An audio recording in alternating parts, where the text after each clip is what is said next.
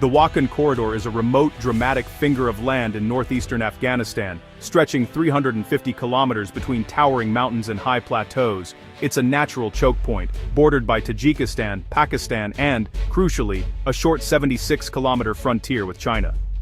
This sliver of land has long served as a buffer zone between empires, preserving unique cultures but isolating its people. Known as the roof of the world, much of the corridor sits above 4,000 meters, with brutal winters, and sparse populations of Kyrgyz and Wakhi herders. Its isolation is now under threat as modern geopolitics and economic ambitions converge. The corridor's strategic geography, Afghanistan's only direct land link to China, has captured the attention of both Kabul and Beijing. Created during the 19th century Great Game to separate British and Russian empires, the corridor is now at the center of a new contest. Today, it's not imperial rivalry but economic interests and security concerns that drive the region's fate.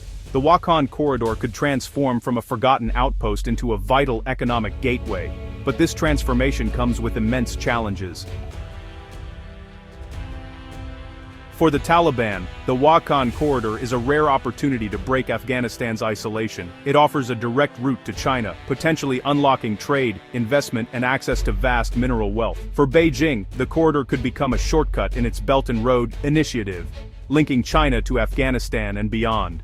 A modern road here would allow goods and resources to flow between Xinjiang and Badakhshan in hours, not weeks. The vision mutual benefit, with Afghanistan gaining Chinese goods and investment, and China tapping Afghan minerals and new markets. A developed corridor could integrate Afghanistan into the regional economy, making it a transit hub for Central and South Asia. For the Taliban, success would mean legitimacy and a propaganda victory. For China, it's a strategic foothold in a volatile region, but the dream of a new Silk Road faces daunting obstacles. Construction is underway. Afghan crews are building a road from Bazai-Ganbad toward the Chinese border, braving harsh, high-altitude conditions.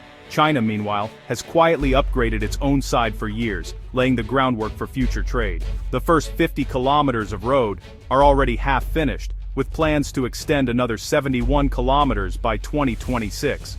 For the Taliban, this is a top priority and a symbol of their pivot toward China. Beijing supports the project, but remains cautious, watching progress and weighing security risks. The question of who will fund and secure the road remains unresolved. The corridor's future depends on more than just engineering. It's a test of political will and partnership.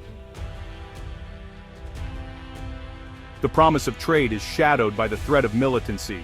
The corridor's remoteness makes it a haven for groups like the East Turkestan Islamic Movement, ETIM, which China sees as a direct threat. ETIM, with ties to Al-Qaeda, has long operated in Badakhshan, and its fighters remain active despite Taliban efforts to relocate them. Even more dangerous is the Islamic State in Khorasan Province, ISKP, which targets both the Taliban and Chinese interests. ISKP has attacked Chinese nationals and seeks to recruit Uyghur militants, escalating the threat. Reports of collaboration between ETIM and ISKP raise the stakes further. This volatile security landscape is the greatest obstacle to the corridor's development. Without stability, the dream of a trade route could quickly unravel.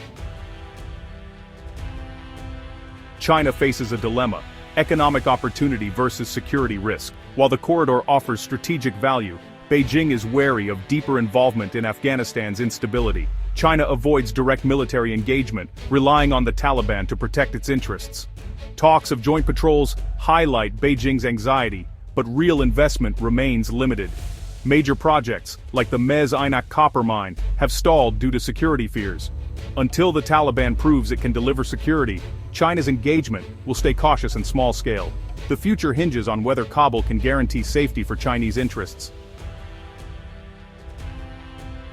The Wakhan Corridor stands at a crossroads. Grand economic dreams meet harsh security realities. A modern highway could unlock Afghanistan's resources and connect it to the world, but militant threats loom large. The Taliban's ability to secure the region is under intense scrutiny from Beijing. Without real action against groups like ETIM and ISKP, investment will remain a trickle. The corridor's fate is a microcosm of Afghanistan's broader struggle potential, shackled by instability. Whether it becomes a symbol of cooperation or another casualty of conflict remains uncertain. For now, Construction continues, but the outcome will be decided as much by security as by engineering. The world watches to see if this ancient gateway can finally open to a new era.